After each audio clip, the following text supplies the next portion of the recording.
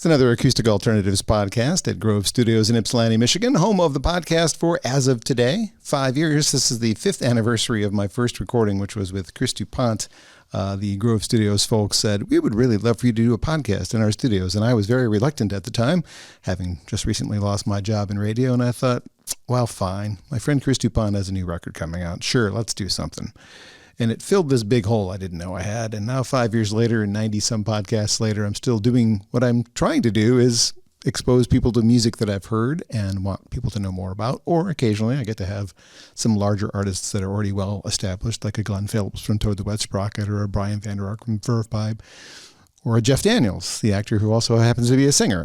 So it's just been an adventure in exploring music that I already either love or am discovering. And the story with my artist today is I had no idea I was going to be having you in today because when I went to see you, I was more checking out the venue than you. I didn't know you at all, Kora. It was sort of I've heard a lot of good things about this venue. I should go check it out. And there you were. As a rare occasion happens, I go see somebody I don't know. Sometimes it happens with an opening act where you go, wow, they were really good. But, you were the artist, period. That was it. And knowing nothing about you, you sang a song. I came with my friend who also wanted to check out the venue. And we're both wiping away tears in a song we've never heard before. That just doesn't happen a lot for me or her, for that matter. And I said to myself, I must know more about this artist. And so I approached you after the show and said, you don't know me, but you might want to. Yeah. I handed you my card and tried to explain that I'm here to help. I'm here to make sure that people hear music like yours. And that's what we're doing today. We're going to let people hear your story and some of your tunes. And Kora Feder, welcome to Acoustic Alternatives. Welcome to Grove Studios. Thanks for having me. Congrats on 500 shows. That's really 5 years. Sorry. 5 years of shows. Almost 100 shows. Almost 100 shows. Yeah. Do you want me to? Okay. That's something really along cool. that line. Yeah. So I knew there was a 5. There is. I think before we get chatting, since I just kind of opened the door for the song, maybe we should just go through that door and play the drug that got me hooked on you. Yeah, I think the song that you're referring to is called Automatic Times.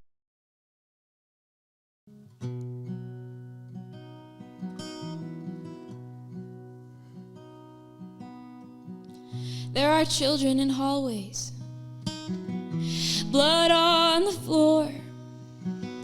Adults in power are closing the doors. There are crowds in Washington screaming for more. And if you can't hear them, then what are you fighting for? 8 in Miami, 8 in Louisville, 8 in San Francisco, and no word from the Hill. 'Cause mass murder headlines are like photos on your hearth, totally normal, like headlights in the dark. Send those prayers, hope you're not the next to die. We're just living in America in these automatic times.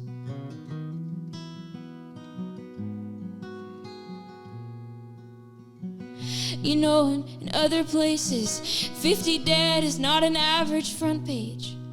It happened once in New Zealand and the government made a change. But America, the beautiful, the brave and the best, America, you are bleeding, darling. Don't forget your bulletproof vest. 17 in Parkland, 9 in Jacksonville, 58 in Las Vegas, and no word from the Hill. 'Cause mass murder headlines are like photos on your hearth, totally normal, like headlights in the dark. Send those prayers, hope you're not the next to die. We're just living in America in these automatic times.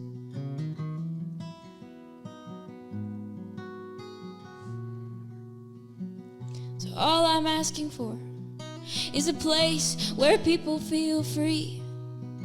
And war weapons on the street just doesn't feel like freedom to me, but especially for the fallen who have died for the color of their skin. America, look in the mirror, when will that freedom kick in? Wendell in New Orleans, Tony in Madison, Martin in Memphis.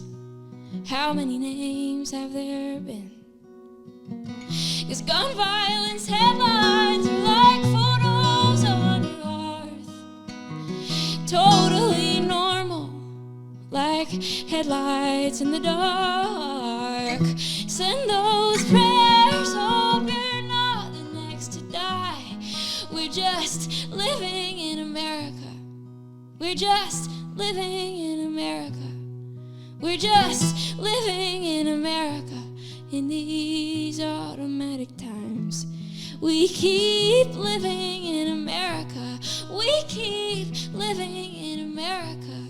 We keep living in America in these automatic times.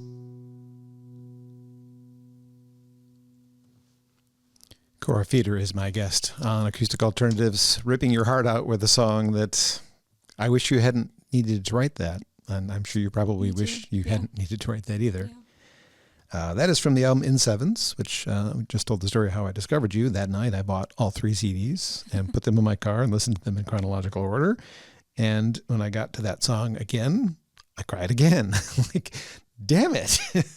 That's a powerful song. And that's why we make music, right? We want to reach people. We want to share our feelings, and we want to get stuff out.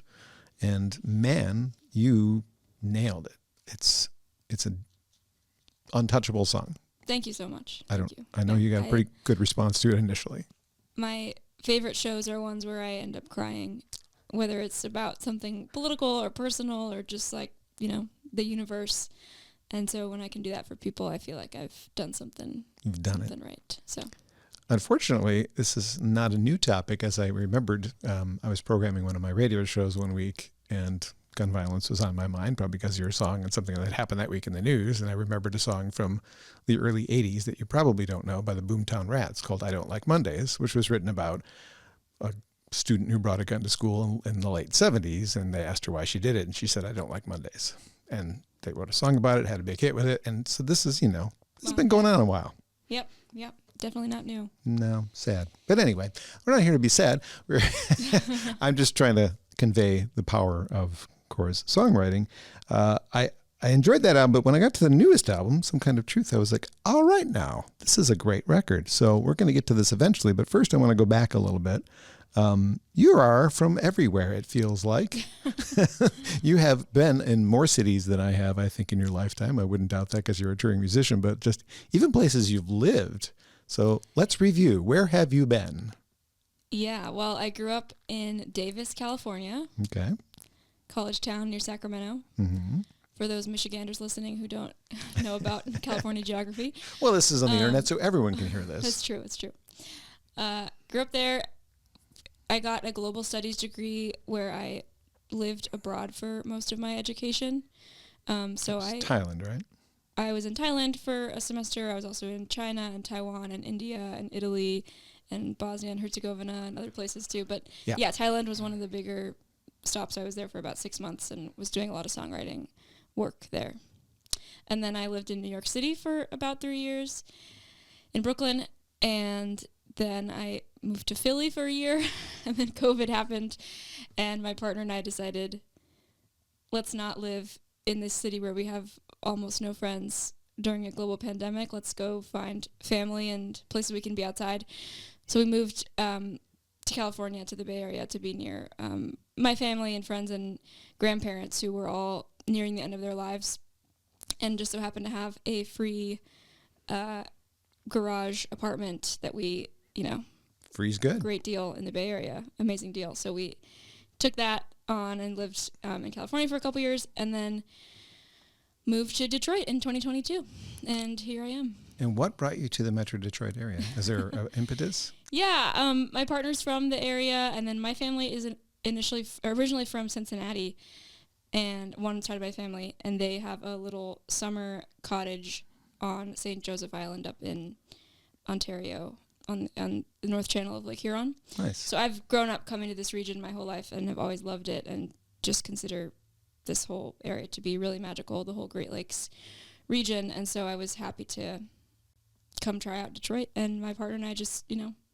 heard a lot of good things and figured, why not give it a try? And now we're super hooked, and we're really excited to be here. Yeah. So you might stay.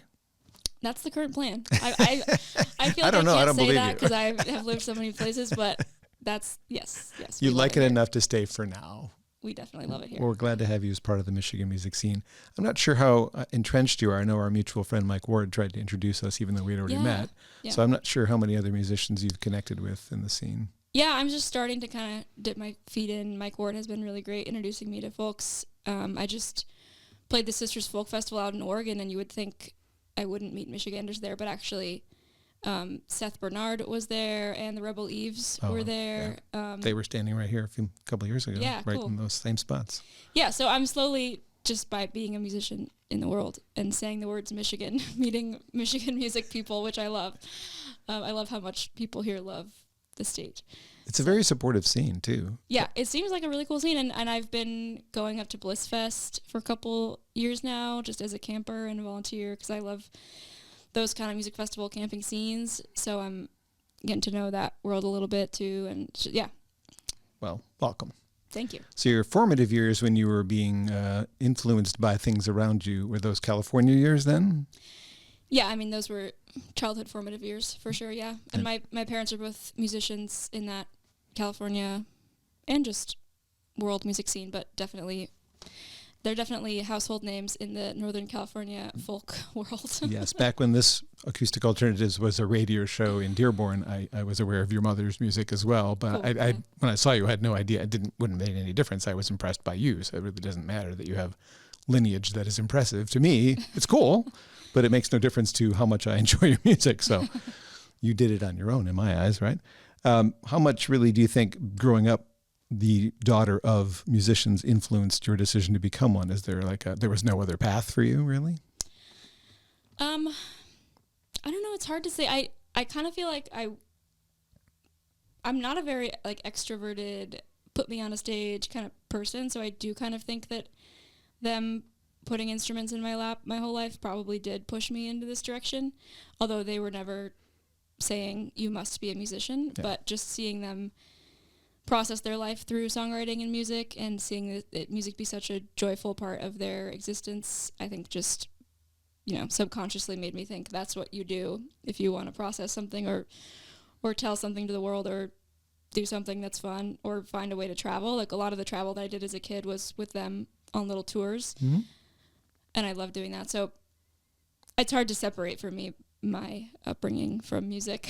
Because you were around stages anyway. Yeah. It seemed like it was natural. I saw some videos actually that people have posted, or they're either professionally shot with you singing with your mother. Oh, yeah. Very nice. I mean, it's just nice.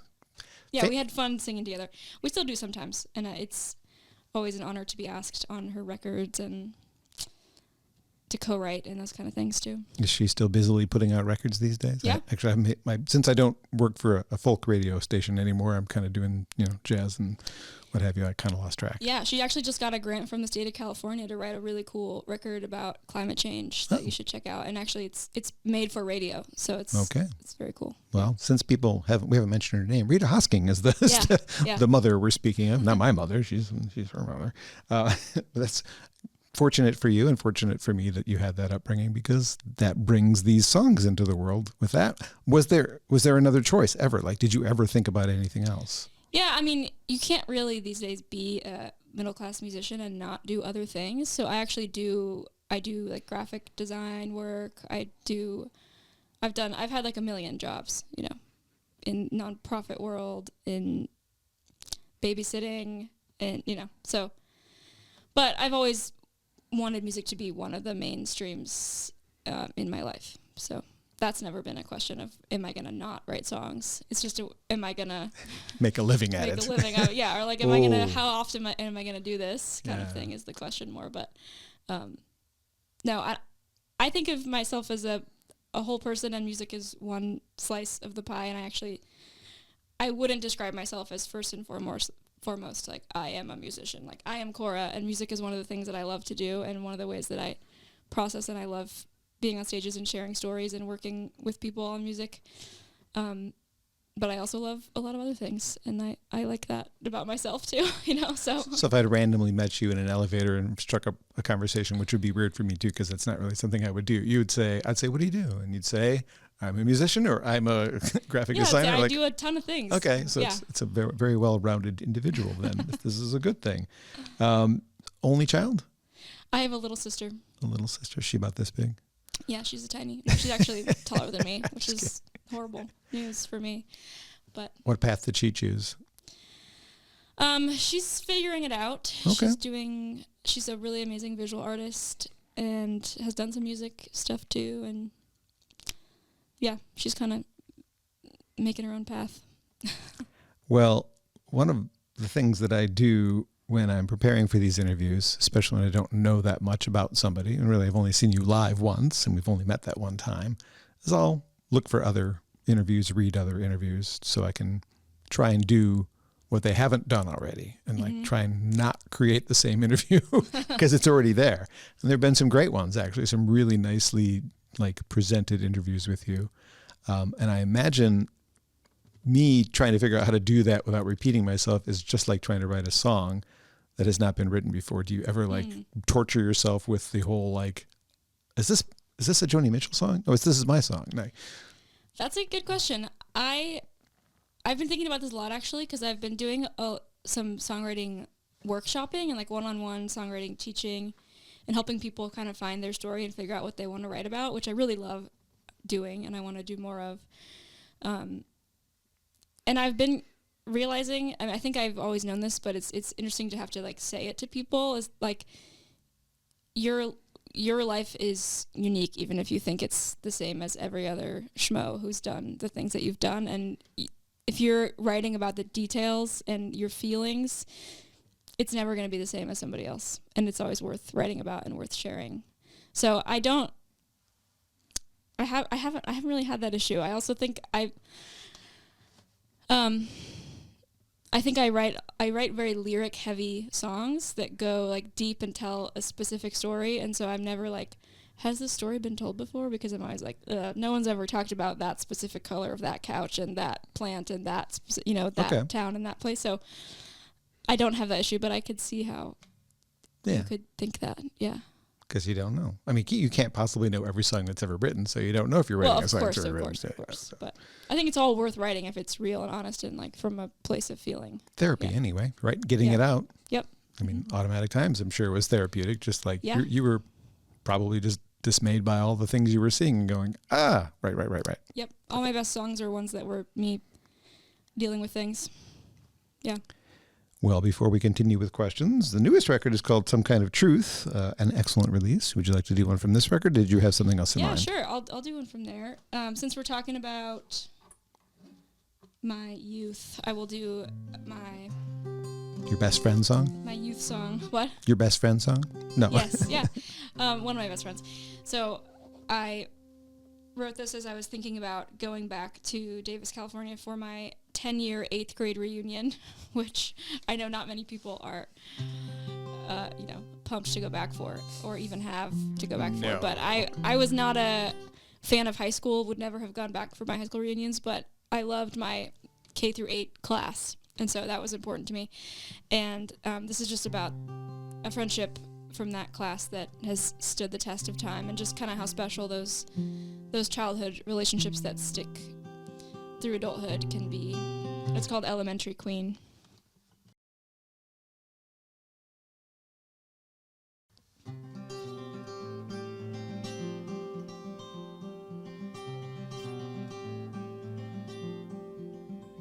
All the corner shops have changed, but the sidewalks are the same. The creek still has little will to flow. The field's still lined with trees, but the mailboxes are green now. And I guess this all means we're getting old, but I'm gonna be there.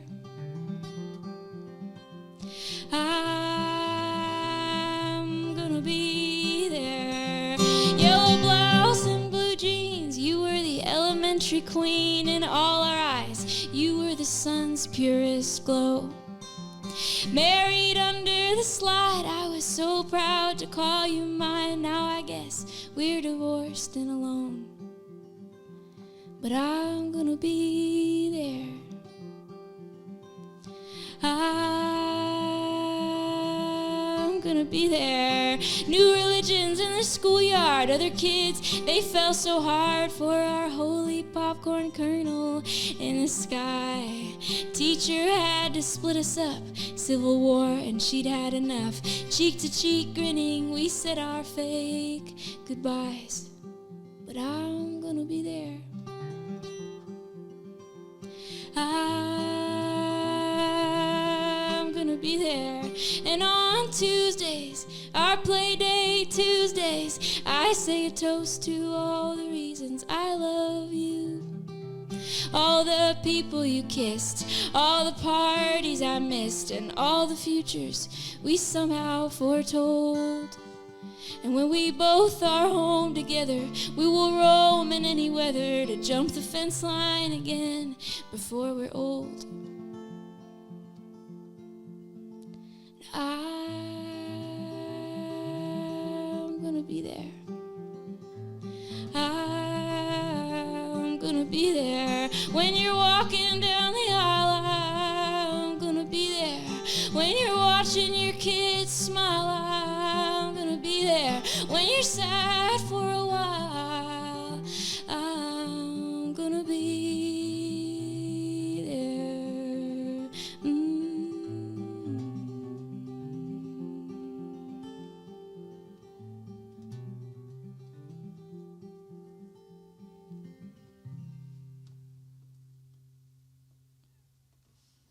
Kora Feder is my guest on Acoustic Alternatives. That is a track called Elementary Queen from her newest album, Some Kind of Truth, that came out earlier this year. And hopefully, if I'm doing my job correctly, you are discovering a new artist and going, John, you were right when you saw her live. I'm very glad that you brought her aboard. I wouldn't be doing this if it wasn't for Grove Studios, though, so I have to thank them again for making this the home of the podcast for the 5 years, today being the 50th anniversary of the recording date here. They were so instrumental in this continuing, and the fact that you and I are spending any time together outside of that one time we met is because Grove has this awesome space, grovestudios.space if you want to check it out yourself, but there are multiple rooms in here. So Kora, for some reason, maybe you have a band show and you need some place to practice because your apartment or wherever you guys live in Detroit is too small. Guess what? You could rent this room or the one across the hall that's half the size, or the two other ones down the hall that are different sizes. It's got everything. And if you wanted to be here at 2 a.m, it's a 24/7 operation. Like, it's cheaper, and maybe that's when your band can get together. And there are couches and comfortable chairs. A drum and a keyboard, and I'll show you the rest if you're interested later. But grovestudios.space if you want to check it out yourself. And again, I'm so grateful to them for making this a spot for me to be able to do this thing, so that I can do more exploring of artists. And I've got you today, and then in the month of October I've got 3 other ones, which is I'm kind of overloading myself. Nice. Scheduled to come in the next few weeks are somebody that really is kind of the beginnings of my love of folk music. David Wilcox will be here in a couple of weeks. He's great. Yeah. Yep. Michigan artist Jen Siggett, who is another one of those. I saw her do one song on stage at the Arc, and I was like, I need to know who that is. Cool. Yeah, and so she's actually going to be recording. And then a jazz artist, which I haven't done yet, a stand-up bass friend will be joining her, but Olivia Van Gore, who I think has the it factor. So if you go see somebody and you go, ooh, what are they doing in my scene? They should be national. That's Olivia. So I'm looking forward to all 3 of those. Yeah, so I'm glad to have you here, though, so we can get to know each other a little bit better. You can tell me more about your stories. And I'm glad you played that one, because I actually wrote a question about that song, in a sense, because it's a song about deep, long-lasting friendships. And I don't know, in your younger than me years, if you've noticed this or if you've discussed this with your partner, but it's harder for guys to have that. I've got a lot of friends, people I've known for decades in my life, but the friendship that you just described, as hard as I try, I don't have that. It's harder for gentlemen. Have you noticed that in your life? Yeah.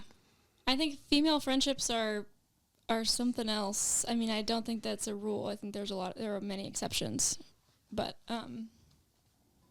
it is a like society like doesn't celebrate male friendships enough, I think, and I think maybe it's not prioritized just from a, like, here's what you should do, son. It's like, not like, go out and make some good friends. It's like, I mean, it happens. Go out and you look see tough, you know? Yeah. So it's like, we need to, like, maybe celebrate friendships more for everyone, no matter your gender.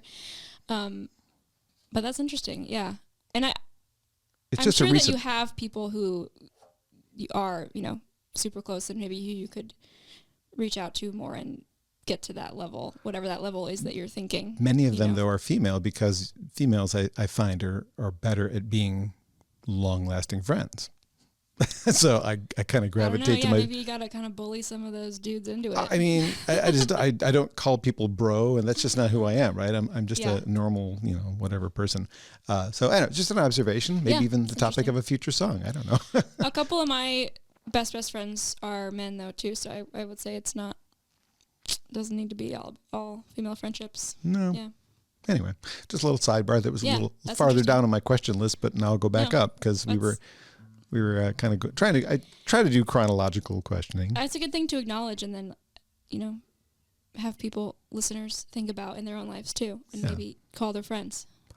100%, because if you're the only person calling your friends, then it gets kind of depressing when you realize it's a one-way street. It's not really a very fun one-way street. So, totally. Anyway, so backing up to your story, I found that your travels to Asia were rather interesting. There was a PBS special. Can you tell me more about that? Oh yeah. Well, so I was sort of like an intern, brief staff member for this nonprofit in Thailand called Gabfi that goes into Indigenous and migrant youth communities and teaches theater workshops. And then I was doing songwriting workshops with them.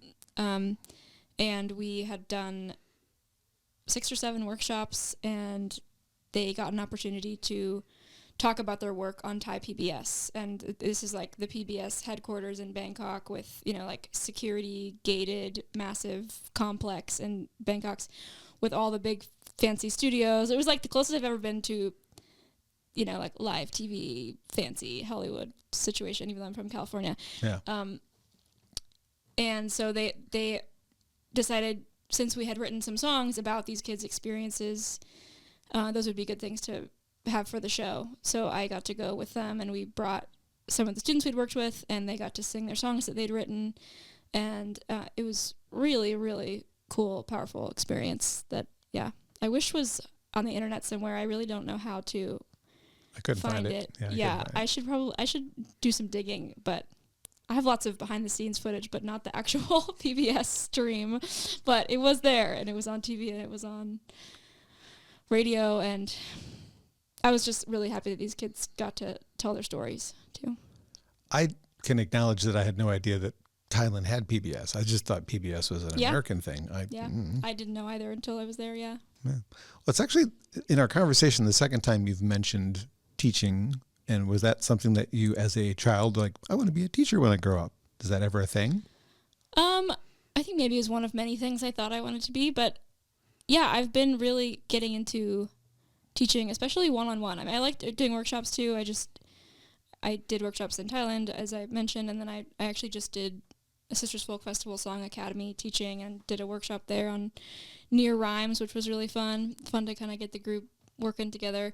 But I have a couple students who I see regularly one-on-one and do songwriting work with, and then I do like one-offs pretty often. So, and I'm trying to make that more of my life. So if anyone's interested in just talking about their songs with me, no judgment. Doesn't have to be like a big critique session, or you don't have to write anything. We could just talk about your work. I'm super interested in that. Yeah. Website? Yeah, KoraFeder.com, KoraFeder.com. I've got a page on that.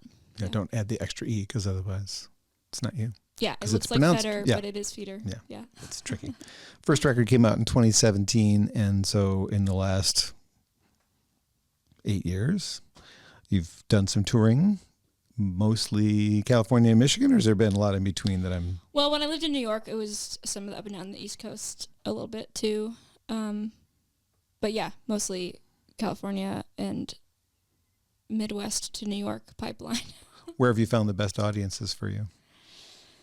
I keep bringing it up, but I was just in Sisters, Oregon, and the Sisters Folk Festival audiences were insanely perfect, like just edge of their seats, ready to cry, super quiet and engaged, and that's kind of the dream. But in general, I'm always interested in house concerts. People who have little series and they get all their friends together, and their friends have never heard of you or probably never even listened to this kind of music, and they're just super down to be in that space with you and listen. And those are some of my favorite shows I've ever played, or house concerts. Great way to connect with people because it's a captive audience. For one thing, they're not there to have a drink and talk. They're there to actually witness. They're there to listen, and they're like they're with their friends. They're like, they have their guard down, they're super open to being vulnerable. And yeah, it can be really, really fun. I'm sure there's some good ones around too. I've been trying to figure out the Michigan house concert Well, scene. Mike Ward has one sometimes. Yeah, I know. Yes. Sorry, Mike. We're reporting you on now, buddy. I know you're probably listening. He has been a big supporter of this whole thing since it's been started 5 years ago. He's been great. So I'm glad for his friendship as well.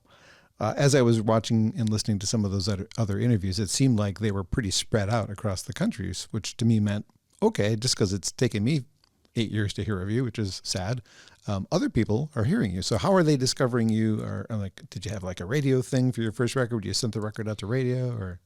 Yeah, I mean, I have done radio. The In7's my second, kind of first full length record, second release in 2019, was on folk radio charts for a few months, and I did send it out to everyone with the help of a radio expert, Sue Dumont. But yeah, I mean, before COVID, I was much more active in like going to contests and festivals and like really putting myself out there and playing more shows. And I'm kind of just now with this new record getting back in the groove of getting out there and going to things and finding interviews and sending my record out. But yeah, I was lucky to be part of the whole like Kerrville scene just before COVID and Telluride and all that. So I think I made a lot of music friends through those kind of places. That's great. Yeah. I also saw that there was a couple of Tiny Desk concert entries. Did they pay attention?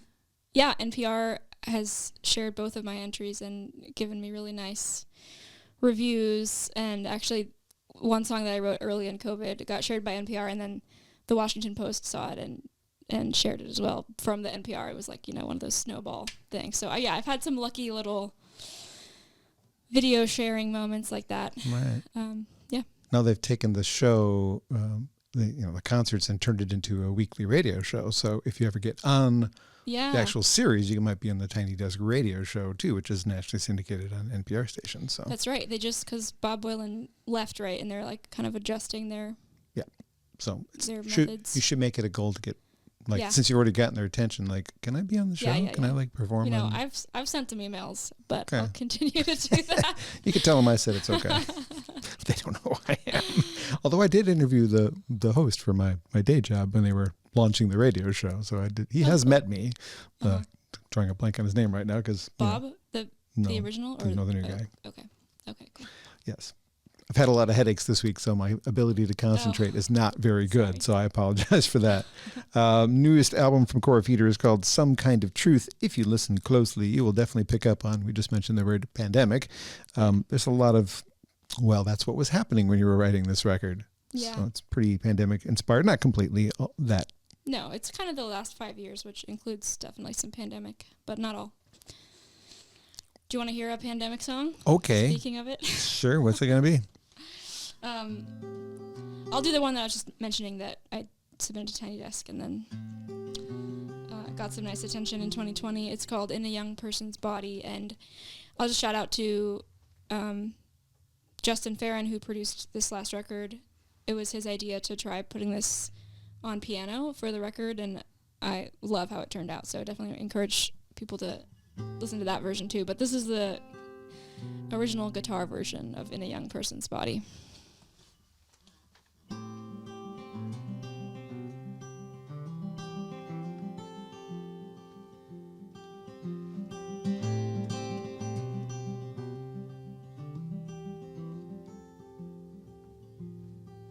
We lost Brian yesterday and I cried in my drink.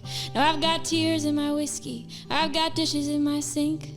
Cases are rising, goodbyes are shooting up fast. I've got no degree in science, not even a working mask. And the neighbor's dog is howling, hasn't left in a week. I think she speaks for all of us.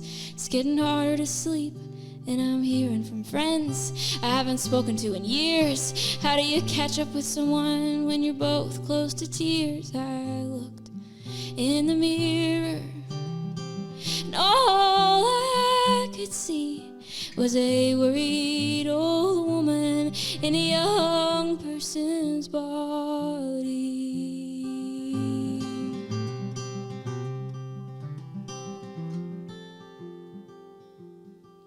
Out on my tiny city deck, I pretend that I'm free. My quiet neighbor opens his window and starts to scream. Same damn shirt like Steve Jobs, no bra for days. Make coffee, close my eyes, I'm in a crowded cafe. I will not call my ex or Google what's in the air.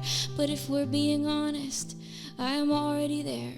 'Cause our heroes are helpless and our leaders tell lies. Sometimes I wake up in the morning thinking everything's alright, but I look in the mirror and all I can see is a worried old woman in a young person's body.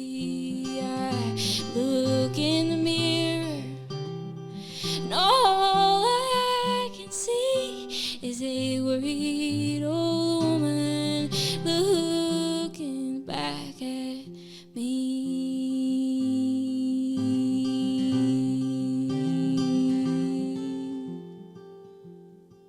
What about the streets of Beijing and the people who live there? What about the taco man who I met at the fair? Or the artists in New York who serve drinks for a living? What if after all of this there's no place where they fit in? And what about my grandpa? He just turned 94. He's seen it all, but I want him to see more. And what if the glaciers release new diseases and the new generations have nothing good to believe in?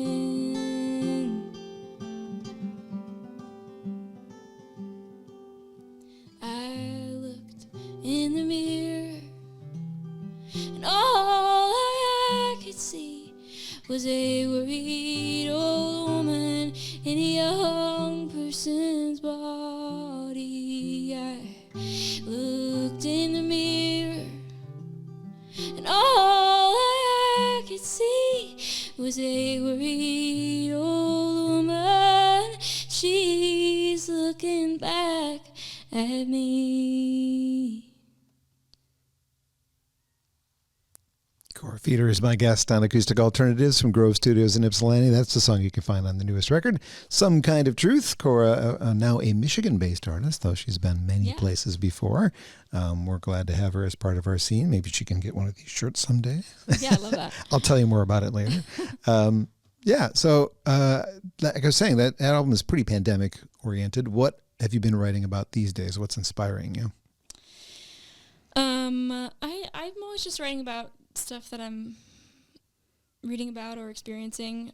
I've had, like I mentioned earlier, when I moved to California, it was partly because a lot of my grandparents were nearing the end of their life, and now a lot of them have passed on in the last few years, and so I've got a lot of grandparents dying songs. And this is something people can relate to, though. It is, unfortunately, another thing that everyone or most people experience. So that's been a big theme, and just like processing death and grief. And yeah, I don't know. There's like so much happening in the world. It's such a dumpster fire. It's like would be like I'm definitely sort of processing and writing about it, but it's also so much that it's hard to find the things that I want to deeply process and write about. So I've been leaning more into my own life than I have been into the world, which is kind of unusual for me, but I'm sure it will start happening at some point, and I'll just start spitting political things. But, maybe it won't. I don't know. I'm just trying to let what happens happen. I don't remember the name of the song that I stumbled into when I was finding old videos of you, but there was a very, very pointed political one. I'm like, that was good. Yeah.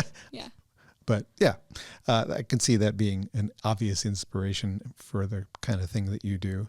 It's hard not to have it in your brain, which makes it into something that you end up writing about if you're that kind of person. So. And you're saying processing your grandparents' loss, people my age, because I'm a bit older than you, most of our friends are talking about how our parents are doing. I got a text today. My dad had emergency surgery today. My dad's in the 5th or 6th year of Alzheimer's, and he's just kind of doing this. And, it's just, that's what we talk about in my age group. So definitely when you write songs that people can relate to and pulls at their heartstrings, whether it's written for them or not, sometimes they feel like it is if you write it well, right? So it's a good way to go.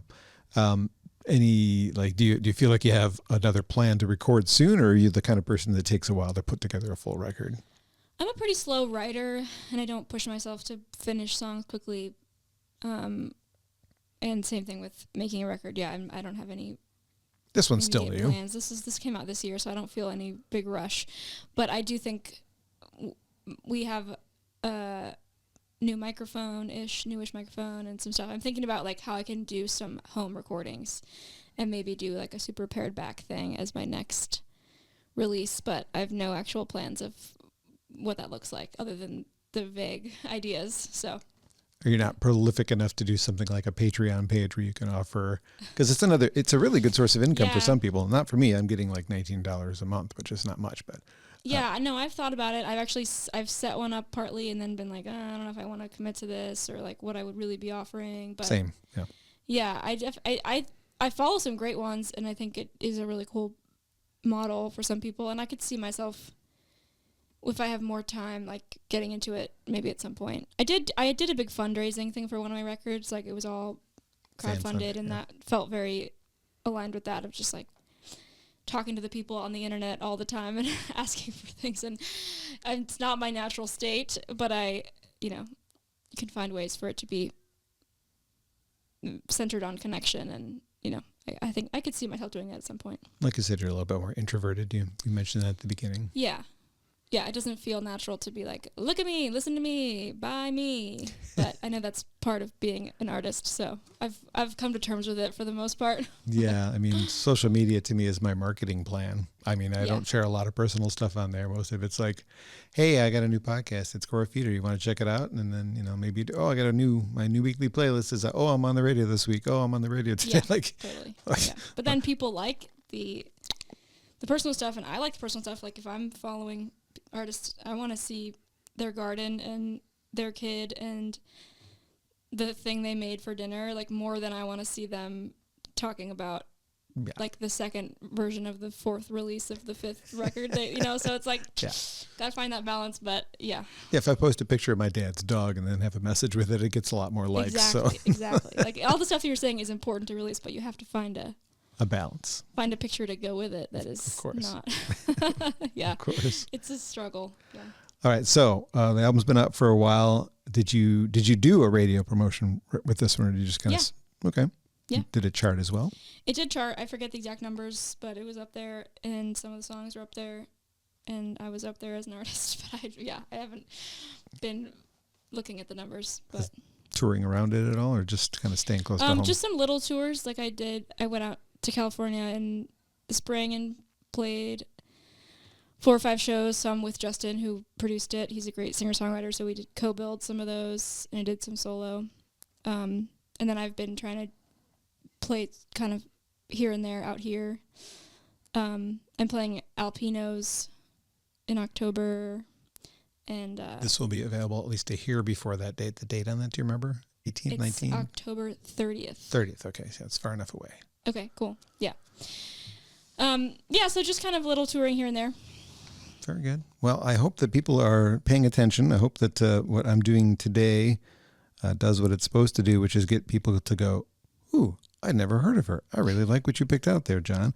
Do you feel like doing a 4th song? Sure. I don't care what you do. New, old, whatever. I'll do an old one that I like closing sets with. I feel like it's a good place to leave us.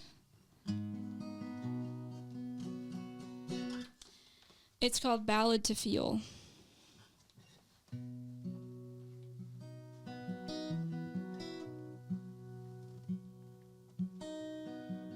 burn me like they do in Varanasi. Yearn for me. Get down on your knees. Need me. Make me feel like water. Show me why we even bother. In the world these days, we don't feel, we just look away. In the world these days, no one knows your name. Mm-mm.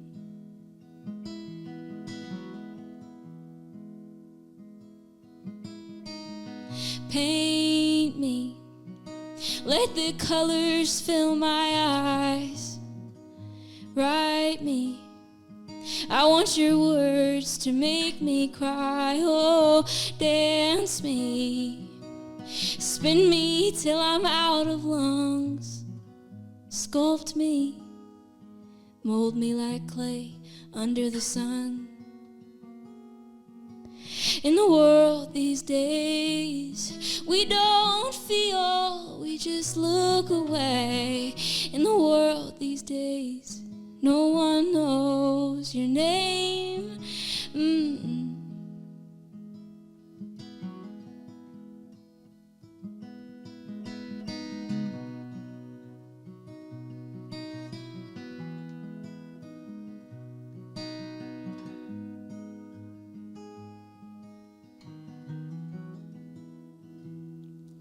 Remind me to look up at the stars. Find me when time has left its scars, and I will choose you in the darkest of times. I will spin you to sleep every night.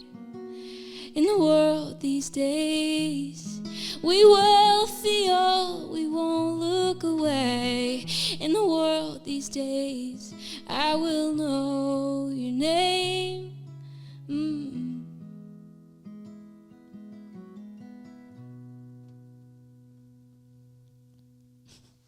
Beautiful.